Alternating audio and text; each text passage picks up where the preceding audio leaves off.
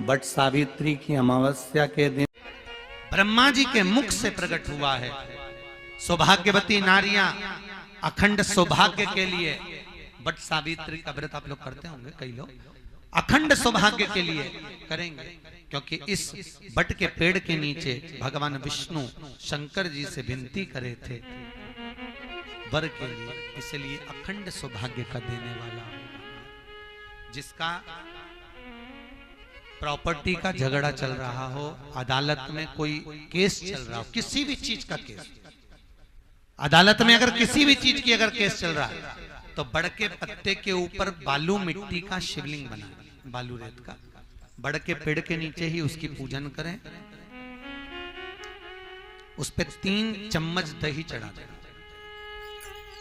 अपनी मनोकामना कर कर दही चढ़ाकर उस दही को चम्मच में वापस लेकर जाए, शंकर जी की पूजन कर कर उसको विसर्जन करें। वो दही जो लेकर आए, जब अदालत कार्रवाई हो और आप केस के लिए अदालत में जाएं, उसको चंदन में मिलाकर तिलक कर कर जाइए, आपका काम विजय प्राप्त होगी, काम फतेह हो जाएगा। बटकेश्वर महादेव का स्मरण करने से कार्य की सिद्धि होती है। जिस बच्चे का एग्जाम में पास नहीं हो रहा हो, अच्छे नंबर नहीं आ रहे हो, वो भी इस दही का तिलक लगाकर जा सकते। बटकेश्वर ऐसे भगवान शिव विराजमान हैं। 16 श्रृंगार में नारी के हाथ की चूड़ी का कलर अलग हो सकता है, चूड़ी की डिजाइन अलग हो सकती है, चूड़ी अलग हो सकती है, चूड़ी महंगी सस्ती हो सकती है, मंगलसूत्र की कीमत ऊंची नीची हो सकती है, पांव की बिछुड़ी की कीमत ऊंची नीची हो सकती है, कान के कुंडल की कीमत ऊंची नीची हो सकती है। तुम्हारे शरीर पर जितने जितने 16 श्रृंगार हैं उसकी कीमत ऊंची नीची हो सकती है। केवल मंगलसूत्र की डिजाइन बदल सकती है, नाक की लौंग की डिजाइन बदल सकती है, कान के बुंदे की डिजाइन बदल सकती है, हाथ की चूड़ी की डिजाइन बदल सकती है, पांव की पायल की डिजाइन बदल सकती है। केवल नारी के 16 श्रृंगार में एक श्रृंगार ऐसा है जिसकी कीमत जो पहले थी वही कीमत आज तक है और उसकी डिजाइन आज तक नहीं बदली। वो मांग का सिंदूर है, एक जैसी डिजाइन है और एक जैसी कीमत है।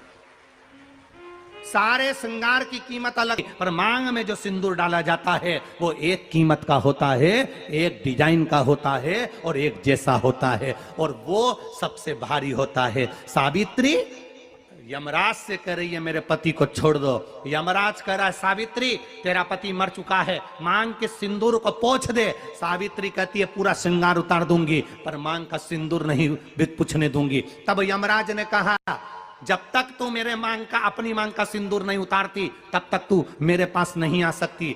भगवान यमराज से सावित्री ने कह दिया मैं भी तुझे वचन देती हूं यमराज, मेरी मांग में जब तक सिंदूर है, जैसे सीता ने लाइन, लक्ष्मण जी ने लाइन खींच दी थी और सीता पार नहीं जा सकती थी, मैं भी तुझे वचन देती हूं जब तक नारी की मांग में सिंदूर है तब तक तू उसके पति को उसके सामने लेकर नहीं जा सकता, यह भी मैं तुझे कह देती हूं। यमराज भैंसे पर सवार होकर सत्यवान को लेकर जा रहा था, सावित्री से वचन पर वचन चल रहे थे, बड़ के पेड़ के नीचे छोड़कर आए। क्या चाहिए तुझको, क्या चाहिए तुझको, क्या दूं मैं तुझको, कुछ मांग ले मुझसे। सावित्री कहती है क्या दोगे आप, मेरे पति के प्राण दे दो बस वापिस, और कुछ नहीं चाहिए। यमराज यमलोक में प्रवेश करने लगा, मांग के सिंदूर में से थोड़ा सा सिंदूर सावित्री ने केवल हाथ में लेकर अपनी बिंदी पर जो लगाया, सत्यवानंद को लेकर यमराज अंदर नहीं जा पाया। बाहर खड़े होकर कहता है मांग ले, मैं तुझे एक वचन नहीं, तू बोले तो मैं 2 वचन दे देता हूं, तू बोले तो मैं 3 वचन दे देता हूं, तू मांग क्या चाहिए। तब सावित्री ने कहा देना चाहते हो, हाँ। अब यमराज को लगा कि लालच में पड़ गई सावित्री, तब कहा पहला वचन दीजिए, मेरे अंधे सास ससुर के नेत्र वापिस आ जाएं। यमराज ने कहा तथास्तु। दूसरा वचन दीजिए, मेरे सास ससुर अपने पोता पोती का मुख देखें। यमराज ने कह दिया तथास्तु।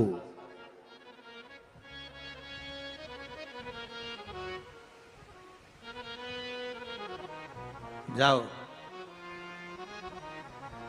यमराज जाने लगे, फिर आग जलने लगी। कहने लगे अब मैं अंदर क्यों नहीं जा पा रहा हूं। सावित्री कहती है तुमने वर दिया है, मेरे सास ससुर पोता पोती का मुख देखें, उनके बेटे को तुम ले जाओगे तो पोता पोती कहां से होगा, छोड़कर जाओ। सावित्री है, पति को वापिस लेकर आ गए।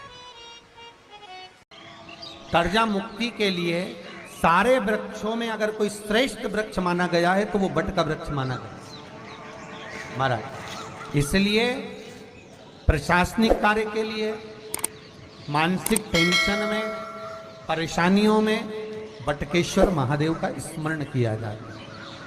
और यदि निवेदन करूंगा बहुत ज़्यादा, यदि आपको कर्जा हो गया है, बहुत ज़्यादा कर्जा हो गया और वो कर्जा चूक ही नहीं रहा, तो थोड़े दिन बड़ के पेड़ के नीचे आप बटकेश्वर महादेव के लिए 1 लोटा पानी, उसमें थोड़ा सा पिसा हुआ चावल पीस के गला लेना चावल को और पीस लेना, पीस के उस पानी में मिला लेना और मिलाकर उसमें थोड़ी सी हल्दी पिसी हुई डालकर बटकेश्वर महादेव के नाम से बड़ के पेड़ के नीचे अपनी कामना कर कर जो कर्जा हुआ है उस कर्जे का भान देते हुए, स्मरण देते हुए छोड़ दीजिए।